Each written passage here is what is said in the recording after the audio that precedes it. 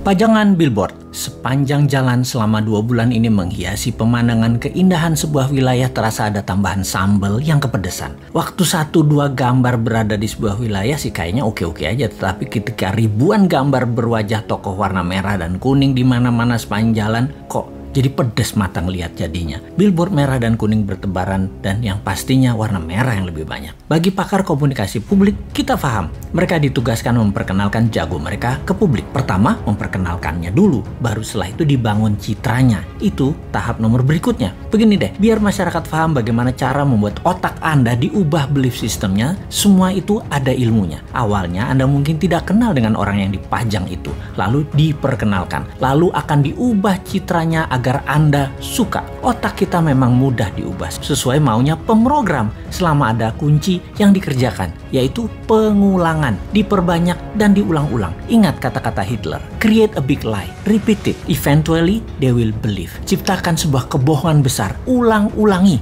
pada akhirnya mereka akan percaya. Sekali lagi, kuncinya adalah pengulangan. Jadi semua ini ada rumusnya dan hal ini bisa dipakai di produk sahabat atau di personal branding ketika Anda mau menjual diri Anda, apapun tujuannya. Salah satunya ingin jadi presiden. Rumus dasar promosi changing belief ini ada 4 step, di mana pikiran manusia yang ditarget tadinya akan diubah sesuai tujuan pemrogramnya. Yaitu 1, manusia itu unaware atau tidak kenal di awalnya. Kemudian 2, dia aware, menjadi tahu atau knowingness. Ketiga, likabilitas atau kesukaan.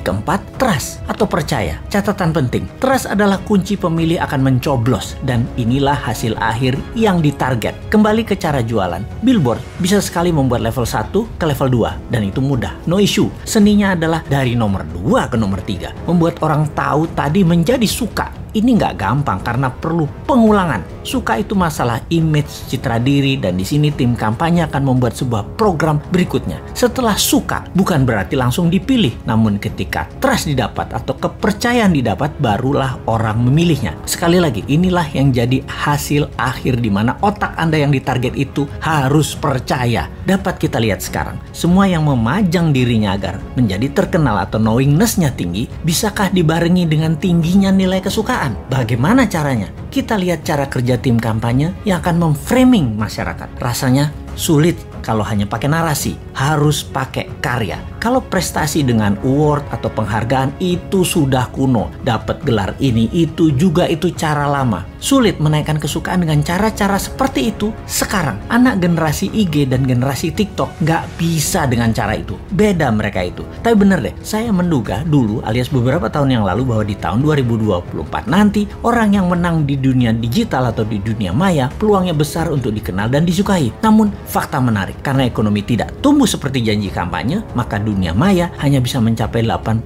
populasi urban atau orang-orang kota dan hanya mencapai 36% di pedesaan atau daerah rural. Alias kalau di total 55% manusia Indonesia ternyata belum terjamah informasi melalui internet dan sosial media. Dalam 5 tahun ke depan dari tahun 2019 ke tahun 2024, kalau ekonomi maju seperti target pejabat negara, maka perkotaan bisa mencapai 100% manusianya terjangkau internet dan 70% daerah rural, area pedesaan dan pelosok bisa mencapai 7%. Tapi hal ini tidak terjadi. Faktanya tidak tercapai. Maka spanduk, baliho, billboard masih jadi pilihan untuk membuat nomor 1 dan 2 dalam strategi pengenalan calon. Tapi 3 tahun itu masih lama. Bahkan orang yang disukai pada saat ini dalam 3 tahun lagi bisa jadi tidak disukai dan bisa saja ada orang baru yang muncul langsung lebih disukai banyak orang. Sahabat semua, di sini kita mengingatkan, bersiaplah dengan pengulangan citra positif para petarung di 2024 yang memang sedang mencari popularisme.